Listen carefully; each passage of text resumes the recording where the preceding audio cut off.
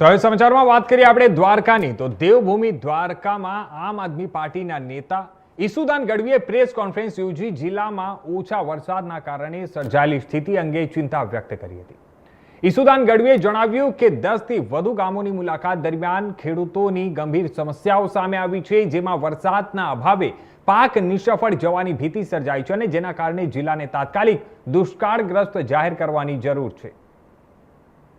આમ આદમી પાર્ટીની પત્રકાર પરિષદમાં આપ સૌ પત્રકાર બંધુઓનું સ્વાગત છે. મિત્રો, હું છેલ્લા 4-5 દિવસથી દ્વારકા જિલ્લાના વિવિધ ગામોની મુલાકાતે છું. મુલાકાત લીધી છે, ખેતરોમાં ખેડૂતોને મળ્યો છું. ત્યારે 3-4 વસ્તુઓ સામે આવી છે. અત્યારે દ્વારકા જિલ્લામાં ખેડૂતો ખૂબ પરેશાન છે. ખંભાળિયા, ઓખા મંડળ, કલ્યાણપુર અને ભાણવડ, આ 4 તાલુકાઓમાં વરસાદ થયો નથી.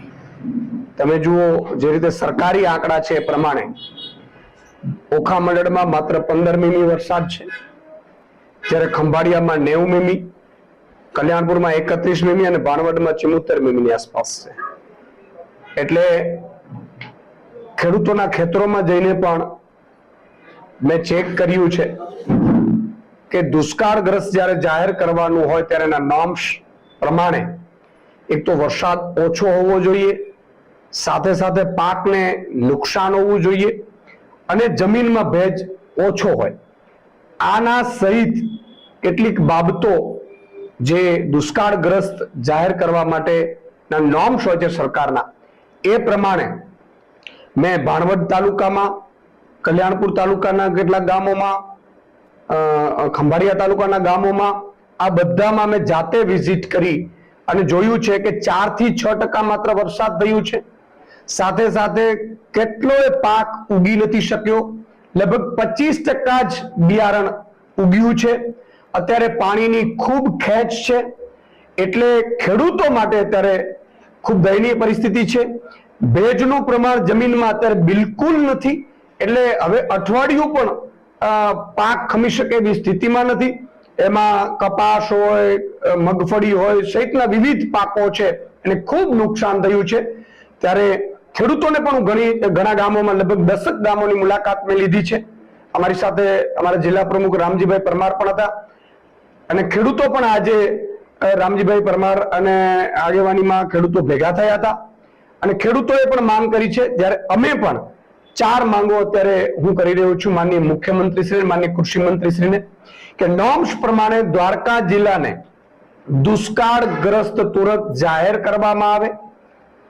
બીજું કે અત્યારે પશુપાલન માટે કોઈ ઘાસચારો નથી, અત્યારે પશુ ચરી શકે એટલું ચારાણ પણ નથી થયું, તો તુરંત જામનગર જિલ્લામાં વરસાદ સારો છે છતાં પણ સારી વાત છે, ઘાસચારો શરૂ થયો છે, જ્યારે દેવભૂમિ દ્વારકા જિલ્લામાં હજી સુધી કરવામાં આવ્યું નથી. તો ઘાસચારો છે એ વિના મૂલ્યે શરૂ કરવામાં આવે. સાથે સાથે અત્યારે નર્મદા યોજનામાં તમે જુઓ, નર્મદા ડેમમાં તો 132 મીટર ઉપર નર્મદા ડેમ અત્યારે પાણી વહી રહ્યું છે. 138 હમણાં મધ્યપ્રદેશથી વરસાદ થશે તો ત્યાં ઓવરફ્લો થશે, તો અત્યારે તો પાણી સંગ્રહ પડી રહ્યું છે.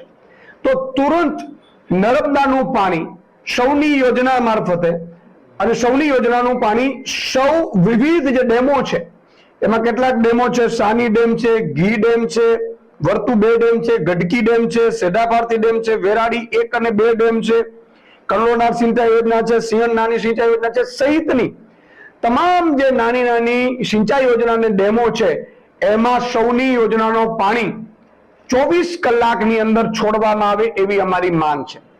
તો આ 4 માંગોને લઈને હું માનનીય મુખ્યમંત્રી, માનનીય કૃષિ મંત્રીશ્રીને વિનંતી કરું છું કે તુરંત આ 4 માંગ પૂરી કરવામાં આવે. બીજું કે મેં કેટલાય ખેડૂતોને મળ્યો છું.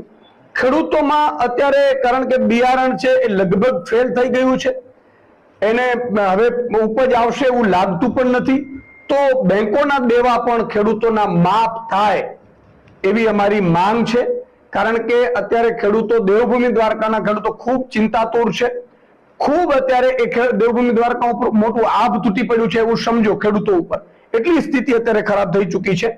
તો અત્યારે દેવભૂમિ દ્વારકામાં દુષ્કાળગ્રસ્ત જાહેર કરો, ઘાસચારો તુરંત વિનામૂલ્યે વિતરણ શરૂ કરાવડાવો, જે સૌની યોજના અંતર્ગત જે ડેમો આવે છે એ ડેમોમાં પાણી છોડવામાં આવે, ખેડૂતોને જે દેવું છે એ દેવું માફ કરવામાં આવે, આ સહિતની માંગો અત્યારે માનનીય મુખ્યમંત્રીશ્રીને અમે કરી રહ્યા છીએ.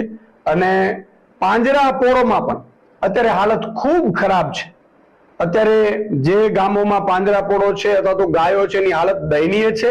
તો તુરંત ઘાસચારાની વ્યવસ્થા, લીલાની વ્યવસ્થા પાંજરાપોળમાં પણ સરકાર તરફથી કરવામાં આવે એવી અમારી માંગ છે.